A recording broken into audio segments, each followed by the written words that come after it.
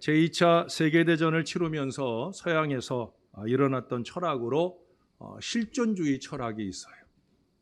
저도 학교 다닐 때 이 철학 소리만 나도 막 머리에 쥐가 나고 이래가지고 제가 가급적 설교 시간에 철학 얘기는 안 하려는데 서두부터 딱딱한 말씀을 시작해서 대단히 죄송합니다. 19세기만 해도 인류는 과학과 이성과 합리적인 정신을 통해서 무한정 발전할 것으로 생각을 했어요. 근데 20세기에 들어오면서 1차 세계대전이 있었고요. 또 몇 년 지나지 않아서 2차 세계대전을 거치게 되면서 숱한 인명이 살상을 당하고 그리고 인간이 세운 그 문명을 스스로 파괴하는 것을 목격하면서 일어난 철학이 바로 실존 철학입니다. 인류 문명이 좌절과 절망을 체험하면서 그에 대한 내면의 반응으로 일어난 철학이라고 말할 수 있겠습니다. 이 실존 철학에서 사용하는 용어 중에 한계 상황이라고 하는 용어가 있어요. 한계 상황이란 인간으로서는 도저히 넘을 수 없는 벽을 일컫는 거예요. 실존 철학에서는 그런 한계 상황의 내용으로 5가지를 꼽아요. 첫째는 생로병사입니다. 이 땅에 태어나서 늙고 병들어 죽게 됨을 어느 누구도 막을 수 없어요. 그렇죠? 그래서 한계 상황인 거예요. 네, 뭐 종교를 막론하고 이 생로병사에 대한 한계는 누구나 다 인정하는 바일 거예요. 두 번째는 고독입니다. 인간이 인간으로 살아있는 한 고독을 벗어날 수 없어요. 요즘엔 더 그렇잖아요. 그렇죠? 코로나 시대를 지나면서 더더욱 더 혼자 하는 것, 이런 것들이 점점 많이 늘어나고 있어요. 혼자 있을 때만 고독한 게 아니라 여럿이 무리지어 있을 때도 고독하다는 거예요. 그래서 지금 40, 50대 고독사, 혼자 사는 남자분들이 어느 순간에 죽어서 발견되는 일들이 많이 일어나곤 합니다. 군중 속의 고독이라는 말도 그래서 생겨난 거예요. 그래서 고독은 한계 상황인 겁니다. 세 번째는 투쟁입니다. 삶은 투쟁이라는 말 들어보셨을 거예요. 사람이 한평생 살아가는 길은 투쟁의 연속이에요. 쉽게 얘기하면 생존 경쟁이죠. 어려서부터 계속해서 그 경쟁 속에서 살아오는 게 바로 인생이에요. 그래서 투쟁은 한계 상황이 된다는 거예요. 우리 신앙적으로 보면 더 빨리 나왔어야 될 것 같은데 네 번째로 꼽을 수 있는 한계 상황은 죄입니다. 죄. 인간이 숨쉬고 살아가는 한 죄를 짓는 것을 피할 수 없어요. 누구나 완벽하게 살아낼 수 없는 그런 존재가 우리 인간이란 말이죠. 그래서 죄를 짓고 산다는 것이 한계 상황이랍니다. 그리고 마지막 5번째는 방황입니다. 어느 철학자가 요한복음 1장 1절에 태초에 말씀이 계시니라 하는 말을 본따서 태초에 방황이 있으니라 라는 말을 했어요. 아마 아담과 하와의 예로 그들이 처음 죄를 지으면서부터 시작된 인간의 방황이 오늘날까지 이어지고 있다는 얘기겠죠. 인간이 생명을 유지하고 있는 한 방황을 벗어날 수 없다는 것이, 그래서 방황은 한계 상황일 수밖에 없다는 거예요. 실존 철학에서는 인간은 인간의 힘으로는 이 한계 상황들의 벽을 절대로 넘어설 수 없다고 합니다. 그리고 이 5가지 외에도 각자 사람마다 각기 다른 여러 한계 상황들이 있잖아요. 저에게도 어려운 한계 상황이 하나 있어요. 뭔지 아세요? 먹는 거. 저는 먹는 걸 못 참아요. 예? 없어서 못 먹고 안 줘서 못 먹지 있으면 꼭 먹어야 돼요. 제가 어제 저녁에도 좀 채기가 있었거든요.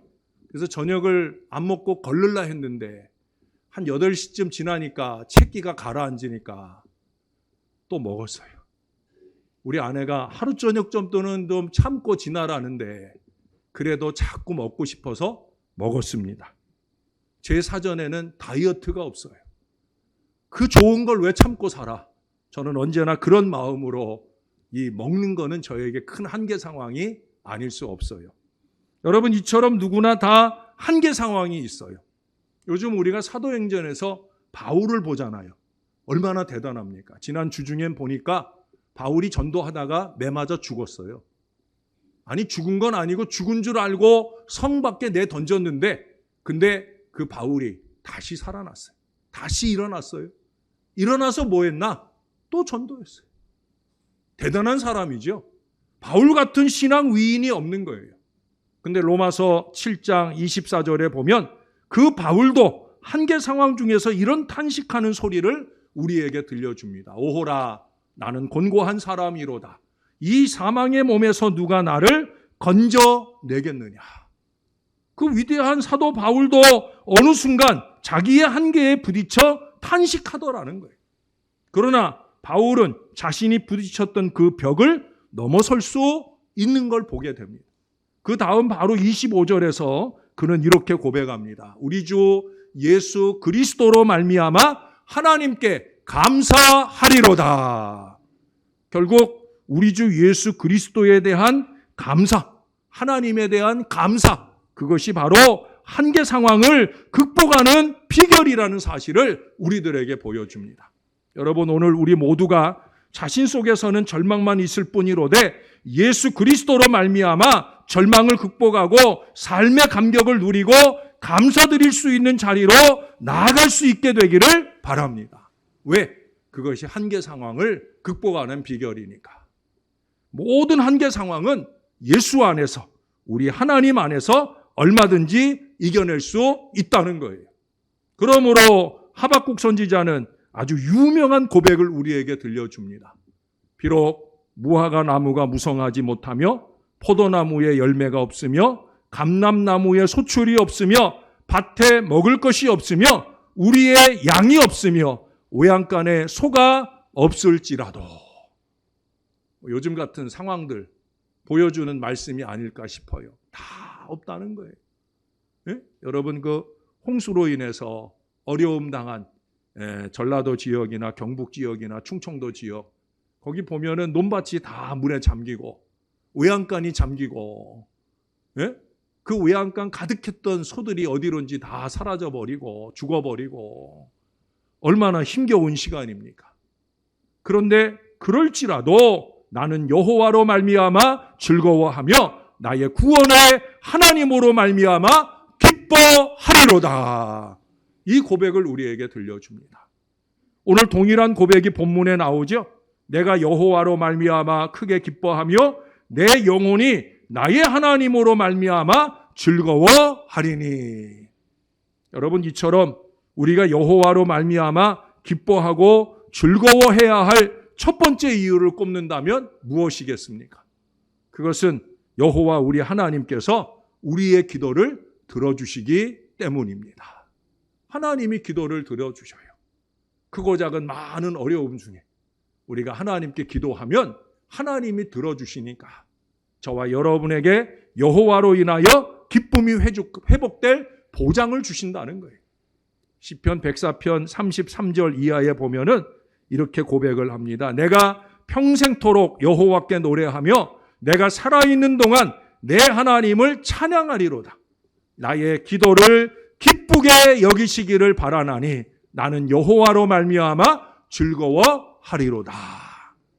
사실은 바라나니 했지만 이건 우리가 바랄 일이 아니죠. 나의 기도를 기쁘게 여기십니다. 누가? 하나님이. 하나님이 우리의 기도를 기쁘게 여기시고 그 기도에 응답을 주시는 줄로 믿습니다. 그러니까 기도하는 사람은 기뻐할 수밖에 없는 거예요.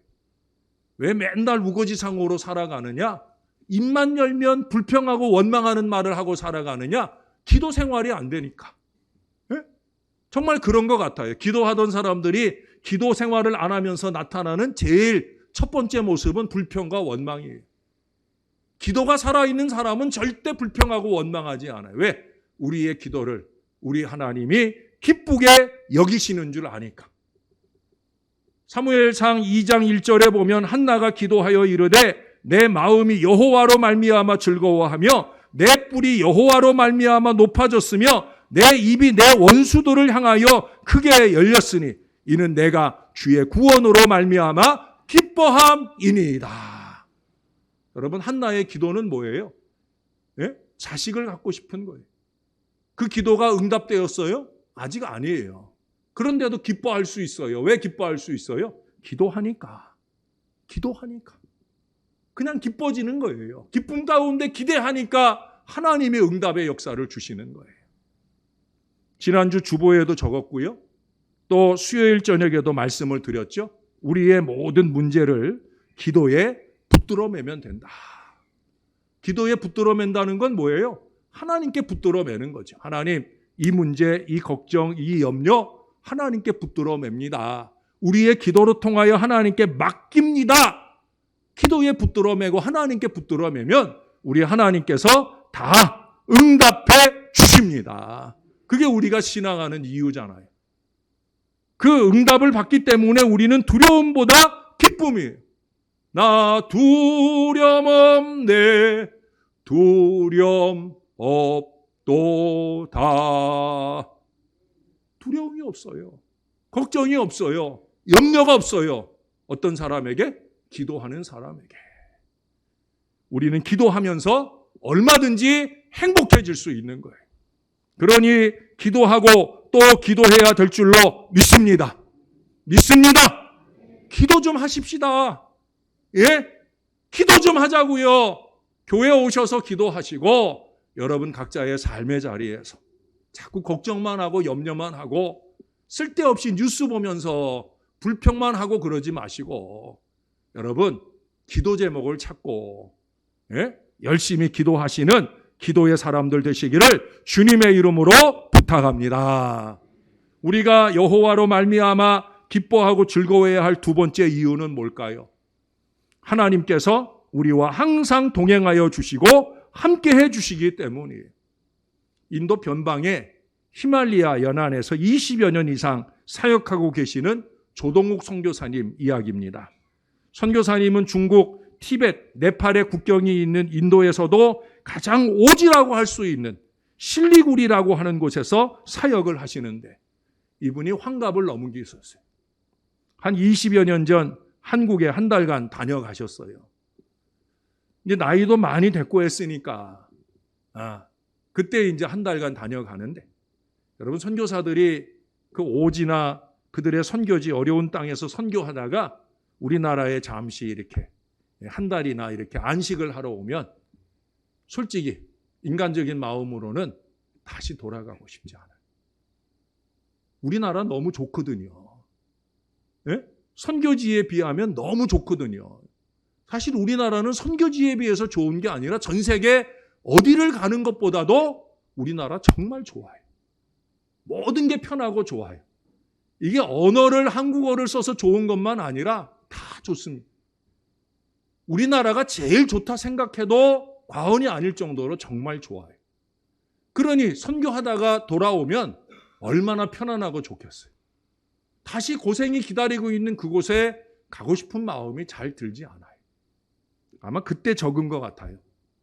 이분이 쓴 글 제목이 뭐냐면요. 내가 인도로 되돌아가야 할 이유를 찾지 못했다. 정말 찾지 못해서 적은 글은 아닌 것 같아요. 제가 그대로 한번 여러분들에게 옮겨드릴게요. 주님, 이제 인도로 돌아가지 않아도 되지요? 주님, 한마디만 그렇다고 말씀해 주세요. 내가 인도에 돌아갈 이유가 없다고, 그만하면 잘했다고, 수고 많았다고 그렇게 말해 주세요. 그러나 주님은 엉뚱한 질문을 내게 던져오셨다. 너 정말 인도로 되돌아갈 이유가 없다고 생각하느냐? 정말 그 땅을 떠나고 싶으냐? 그래, 내 마음대로 생각하고 쉽게 떠날 수도 있겠지. 그렇다면 좋아. 내가 인도를 떠난다면 나도 인도를 떠나랴? 나는 깜짝 놀랐다. 전혀 생각지도 않은 질문이었다. 그리고 계속 속사포처럼 물으셨다. 내가 인도를 떠난다 하여 나도 인도를 떠날 것 같으냐? 순간 아찔했다. 정신이 번쩍 들었다. 나는 아무 대답을 할 수가 없었다. 예수님이 인도를 포기하지 아니하심을 알았다. 그런데 내가 인도를 포기한다고? 생각이 여기에 다다르자 나는 큰 목소리로 부르짖었다. 하나님, 아닙니다. 그럴 수 없습니다. 예수님이 떠나지 아니하신 인도, 하나님이 버리지 않으신 인도를 떠나지 않겠습니다. 결국 그는 인도를 떠날 이유를 찾지 못해서 그는 다시 인도로 갑니다. 그리고 지금도 그 이후 수년 동안 여전히 그 오지에서 히말라야의 복음을 전하고 계셔요. 이게 모든 선교사들의 마음이죠. 제가 주중 새벽에 제 절친 이재삼 선교사님 말씀도 드렸지만 그 아르헨티나에서 29년 선교했어요. 내년이면 30년째고요. 앞으로도 몇 년은 더 거기 계실 거예요. 저는 가나 가는데 비행시간만 18시간이고 체류를 2시간 반 하긴 했지만 20시간 남짓 걸리는데 아르헨티나까지 갈 때는 비행시간만 29시간이에요. 중간에 아디스 아바바에서 상당히 긴 시간 거기서 잠깐 있어야 돼요. 잠깐 아니에요. 여러 시간 있어야 돼요. 근데 아디스 아바바가 그 공항이요 얼마나 복잡한지 몰라요. 잠깐 앉을 자리 찾기도 어려워요. 그래도 가요. 기쁘게 웃으면서 가요. 왜? 거기 가야 할 이유가 있으니까. 이게 모든 선교사들이 목숨 걸고 그 선교지를 지키는 이유예요. 하나님은 항상 우리 곁에 계셔서 우리와 함께 하시는 임마누엘 하나님이셔요. 내가 혼자 가는 거라면 가지 못할 거예요. 근데 주님이 함께 가주시니까, 주님이 버리지 않으시니까 나도 버리지 않고 가야 되는 거예요. 사랑하는 여러분, 우리가 어떤 주의 일을 할 때 주님도 함께 계시는 줄로 믿습니다. 그 믿음이 있어야 되는 거예요. 그러므로 우리는 여호와로 말미암아 기뻐하며 우리 주님과 함께 앞으로 나아가는 삶이 되어야 됩니다. 뒤돌아가지 맙시다. 앞으로 가야 합니다. 우리가 사역을 할 때나 주의 일을 할 때 여호와로 말미암아 크게 기뻐하며 해야 됩니다. 왜냐하면 주님이 함께 하심으로 하는 일이니까. 주를 믿는 모든 사람들은 주님이 함께 하셔요. 마태복음 1장 23절에 보라 처녀가 잉태하여 아들을 낳을 것이요 그의 이름은 임마누엘이라 하리라 하셨으니 이를 번역한즉 하나님이 우리와 함께 계시다 함이라. 여러분, 그 당시 처녀가 잉태하면 그냥 죽음이죠. 죽음이 기다리는 그 일을 향해 마리아는 나아갑니다. 주의 계집종 유언이 말씀대로 내게 이루어지이다. 이 고백을 가지고 나아가요. 어떻게 그게 가능해요? 임마누엘이시니까. 하나님이 함께 하시니까. 내가 너희에게 분부한 모든 것을 가르쳐 지키게 하라. 볼지어다 내가 세상 끝날까지 너희와 항상 함께 있으리라 하시니라. 세상 끝날까지 내가 가는 선교지에나 내가 행하는 하나님의 모든 일을 행할 때마다 내가 함께 하겠다. 누구 약속이에요? 우리 하나님의 약속이에요. 여러분, 제 뒤에 저기 파도를 타고 있는 사람 그림이 보이셔요? 네? 십자가 옆에. 제가 이 십자가를 놓고 난 뒤에 이제 6월이 되면서 저 그림을 붙이고 저게 좀 이 십자가가 좀 걸렸어요. 네? 십자가 때문에 저 그림이 제대로 잘 안 보이잖아요. 그렇죠? 그 파도 타는 그게 멋있게 나와야 되는데 그래서 이걸 좀 없앨까 그런 생각도 제가 많이 했어요. 네, 이걸 잠깐 조그만 걸로 여름 동안에만 바꿔놓을까 이런 생각도 했어요. 근데 그냥 놓고 지내는데 제가 오늘 아침에 이 종을 제가 당길 때마다 힘껏 당기니까 이게 좀 당겨 오거든요. 그래서 제가 이거를 다시 제자리로 이렇게 밀어서 놓고 난 뒤에 무릎이 탁 쳐졌어요. 지금 파도 타는 사람 옆에 뭐가 있어요? 뭐가 있어요? 여러분은 그렇게 안 보이세요? 그 사람이 지금 십자가 붙잡고 있는 거? 보여요? 안 보여요? 이게 목사 눈에만 보이나 봐. 저는 십자가를 다 붙들고 있는 것처럼 보이더라고요. 할렐루야. 바로 그거예요. 인생의 파도를 타는 순간에도, 크고 작은 많은 어려움의 파도를 넘는 순간에도 주님이 우리와 동행해 계시는 줄로 믿습니다. 주님이 함께 있을 때 근심 걱정이 없는 거예요. 왜? 주님은 능치 못하심이 없으시기 때문입니다. 그러므로 우리가 주의 일을 할 때 내가 하는 게 아니고 주님이 하신다. 이 마음을 놓치면 안 되는 거예요. 왜 자꾸 하나님 일을 하면서 짜증이 나고 불평이 나고 원망이 나느냐? 내가 하니까 그런 거예요. 내가 하니까. 내가 좀 하는데 왜 목사님 못 알아주나? 내가 좀 하는데 왜 사람들이 박수 안 쳐주나? 그러니 자꾸 불평이 나고 원망이 나는 거예요. 내가 하는 거예요? 주님이 하는 거예요? 주님이 하시는 거예요. 주의 일을 할 때 주님이 한다 하면 그러면 피곤하지도 않고 지치지도 않고 실망하지도 않는 거예요. 어느 가정이 올해 받은 말씀 이사야 40장 30절 이하에 말씀합니다. 소년이라도 피곤하며 곤비하며 장정이라도 넘어지며 쓰러지되 오직 여호와를 앙망하는 자는 새 힘을 얻으리니 독수리가 날개치며 올라감 같을 것이요 다른 박질하여도 곤비하지 아니하겠고 걸어가도 피곤하지 아니하리로다. 할렐루야. 이게 우리 모두에게 주시는 보장이에요. 그러나 사실은 모두에게 주시지 않아요. 어떤 사람에게 이 은혜의 보장이 주어지느냐? 여호와를 앙망하는 사람. 앙망이 뭐예요? 바라보는 거예요. 세상을 보며 사람을 보면 낙심할 수 있어요. 좌절할 수 있어요. 불평할 수 있어요. 그러나 하나님을 바라보면 언제나 새 힘을 얻으리라고 믿습니다. 우리 옆 사람에게 한번 선포해 주세요. 주님 좀 바라봅시다. 주님만 바라봅시다. 믿습니까? 주님만 바라보면 새 힘이 나는 거예요. 그러므로 여호와로 말미암아 크게 기뻐해야 되는 거예요. 왜? 주님이 함께 하시니까. 모든 인간은 하나님에 의해 지음을 받은 영적인 존재입니다. 그렇기 때문에 하나님 안에 거할 때 평안과 안식을 누릴 수 있어요. 그것은 마치 어린아이가 어머니의 품속에 있을 때 더할 나위 없는 만족감을 느끼는 그 심리와 같은 이치예요.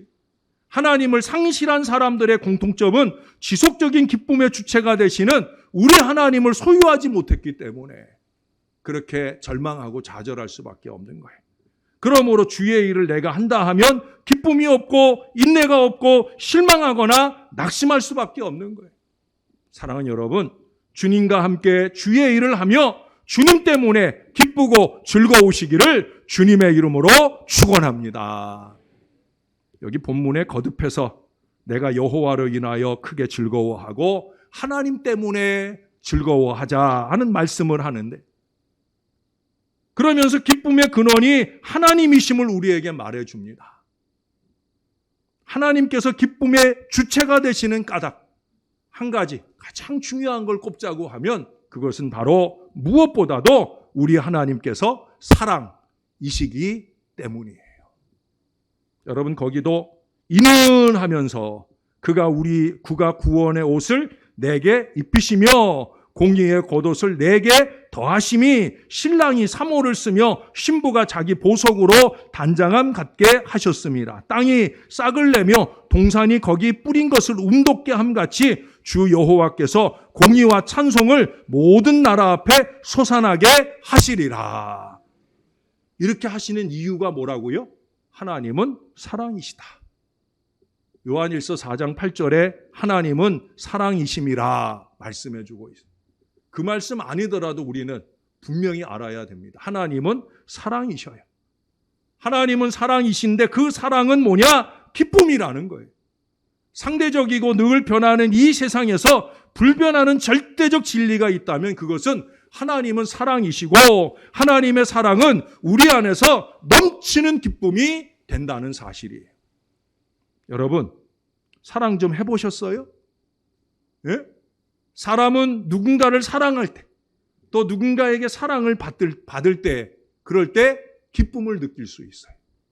우리가 젊은 사람들 연애하면은 어떻게 된다고 그래요? 예뻐진다고 그러잖아요.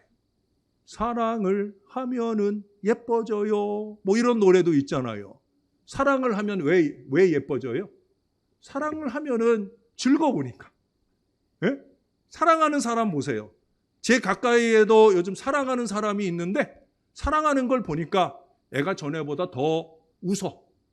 예?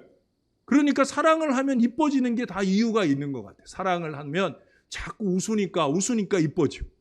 여러분, 자꾸 인상 쓰는데 이뻐지는 거 보셨어요? 내가 누구를 예로 들어드릴 수 있어. 이 사람 맨날 인상 쓰고 다니니까 그 사람 보면 마귀 할멈 같고 마귀 할아버지 같이 어디 이뻐 보이나? 안 이뻐 보이죠. 사랑을 하면은 이뻐져요. 그건 아주 중요한 원리예요. 그건 무슨 얘기예요? 사랑은 기쁨을 준다는 거예요. 하나님은 사랑이시기에 그 하나님의 사랑이 우리를 기쁘게 한다는 거예요. 아주 짧은 영상 하나 볼게요. 이 애기 엄마가 쌍둥이를 낳고 키우는 거예요. 근데 이 쌍둥이 낳고 키우는 게 얼마나 힘들어요. 그러니까 엄마가 너무 힘들어가지고 그만 널브러져 있어요. 널브러져라고 표현해 죄송한데 거의 쓰러지다시피 누워 있어요. 근데 이 엄마가 보세요. 소리도 안 나는 아주 짧은 작은 영상인데 눈여겨보세요. 자, 엄마가 누워 있죠? 애가 하나는 뒤척거리고 하나가 벌떡 일어났어요. 첫걸음이에요. 첫걸음을 아이가 떼고 있는데 엄마가 우리 애가 걸어! 얼마나 좋아. 예? 아주 짧은 거예요. 여러분 애들 키울 때 첫걸음 뗄 때 한번 생각나셔요? 어때요? 지금 손주가 첫걸음 떼는 걸 봤어요. 어때요? 뭐 힘든 거 싹 사라지죠. 왜 그래요? 사랑하니까. 사랑 때문이에요. 엄마가 얼마나 힘들면 애들이 어쩌거나 말거나 널브러져 있었는데 이 아이가 첫걸음 떼는 걸 보니까 정신이 번쩍 나고 힘이 번쩍 나는 거예요. 그 힘이 뭐예요? 바로 사랑이에요. 사랑. 하나님은 사랑이셔요. 그러므로 이 사랑이신 하나님이 우리와 함께 하실 때 우리 안에 기쁨이 넘치게 되는 거예요. 평안을 너희에게 끼치노니 곧 나의 평안을 너희에게 주노라. 내가 너희에게 주는 것은 세상이 주는 것과 같지 아니하니라. 너희는 마음에 근심하지도 말고 두려워하지도 말아라. 주님의 약속이에요. 세상이 줄 수도 없고 알 수도 없는 그 평안으로 우리를 사랑하시는 주님이 우리와 함께 하신다고 사랑해 주신다고 말씀하셔요. 수가성의 여인이 예수님 만나게 될 때 주님이 말씀하셔요. 예수께서 대답하여 이르시되 이 물을 마시는 자마다 다시 목마르려니와 내가 주는 물을 마시는 자는 영원히 목마르지 아니하리니 내가 주는 물은 그 속에서 영생하도록 솟아나는 샘물이 되리라. 할렐루야. 여러분 주님은 기쁨의 샘물이셔요. 왜 그래요? 주님은 사랑이시기 때문에 그래요. 그러므로 우리가 주의 일을 할 때 주님이 나와 함께 하심으로 사랑이신 주님이 주시는 그 능력으로 행하는 저와 여러분들이 될 수 있기를 바랍니다. 그러면 우리가 주의 일을 할 때 기쁨으로 하게 될 줄로 믿으시기를 바랍니다. 우리도 그 주의 일을 사랑으로 하면서 행복해지는 거예요. 죄송한 말씀이지만 제가 그 증거예요. 예? 저는 여러분들을 사랑하고 섬기는 일이 너무 기쁘고 행복합니다. 안 그래 보여요? 안 그래 보여요? 여러분 제가 어제도 자랑 아닙니다. 제가 어제도 우리 청소년부가 수련회를 하잖아요. 저더러 밥 먹으러 오라고 그래서 제가 수련회 장소에 밥 먹으러 갔다 왔어요. 근데 아까도 얘기했지만 전 먹는 걸 극복하지 못하니까 예? 먹는데 정신이 팔려가지고 빈손으로 갔다 왔어요. 근데 갔다 와서 설교 준비하는 중에 자꾸 마음이 캥기는 거예요. 그래서 이 아이들을 섬기고 싶어서 그래서 제가 톡을 보냈어요. 아이들이 좋아하는 그 베스킨라빈스. 여러분 그 아이스크림 하나가 되게 비싸요. 근데 거기 교사들이랑 다 해서 한 12명 있는데 예? 그래서 제가 그냥 아이스크림 그냥 제 마음대로 사다 줄 수도 있지만 그래도 자기들 먹고 싶은 걸로 사다 주고 싶어서 제가 주문을 받았어요. 그래갖고 아이들마다 또 다 달라. 네, 4명만 한 가지를 골랐고 나머지 다 달라. 31가지 있는 걸 아니까 다 다르게 주문을 했어요. 근데 제가 아이스크림 사러 갈 때 또 비가 와. 우산 받쳐 쓰고 그러고 가서 예? 요새는 또 키오스크에다가 또 일일이 다 해야 되잖아. 종류 하나하나 찾아가지고 다 찍고 그러고 그 아이스크림을 사는데 예? 6개씩 박스 하나씩 담아주고, 또 내가 그래도 가장인데 남의 자식들 먹이면서 우리 자식들 안 살 수 없잖아요. 그래서 내가 우리 집 먹을 것도 조그만 거 하나 사고, 그러고 그거 들고 나오는데 비가 와. 박스 2개 들고 봉다리 하나 들고 우산 받쳐 들고, 그러고 제가 열심히 교회로 와가지고 그 차에다 싣고, 그리고 차를 운전해서 거기를 갔다가 잘 배달하고 왔어요. 제가 힘들었을까요? 예? 짜증이 났을까요? 아니에요. 아주 즐겁게 갔다 왔고요. 아이들이 또 맛있게 먹으면서 또 영상을 찍어가지고 보냈어요. 0.6초 되는 짧은 영상이지만, 0.6초인가 6초인가 하여튼 짧은 영상이지만, 목사님 고맙습니다 뭐 어쩌고. 예? 얼마나 행복해요. 참 행복하다. 예? 사랑하는 게 행복하고 섬기는 게 행복하고, 우리는 그렇게 행복한 교회인 줄로 믿습니다. 이게 준비되는 거예요. 행복한 교회 공동체, 목사도 행복하고 교인들도 행복하고, 우리가 다 함께 행복해지면서 기뻐지면서 여호와 하나님으로 말미암아 크게 기뻐하며 내 영혼이 나의 하나님으로 말미암아 즐거워하는 귀한 역사가 우리 성도 여러분들의 삶 가운데도 항상 넘치시기를 우리의 구주 되시는 예수님의 이름으로 간절히 축원합니다. 기도하겠습니다. 좋으신 하나님 감사합니다. 하나님의 은혜로 사는 저희가, 하나님의 기쁨으로 사는 저희가 더 하나님을 의지하게 도와주옵소서. 나 혼자 살려고 하지 말게 하시고 주님과 함께 살며 주님의 일도 주님과 함께 하면서 주님이 기쁨이신 것, 그 기쁨을 우리에게 채워주시길 원하는 걸 잊지 말게 도와주시옵소서. 사랑하는 이 주의 자녀들이 우리 하나님으로 말미암아 늘 행복했으면 좋겠습니다. 하나님, 행복한 우리 모든 교인들 되도록 축복해 주시옵소서. 감사드립니다. 예수님의 이름으로 기도합니다. 아멘.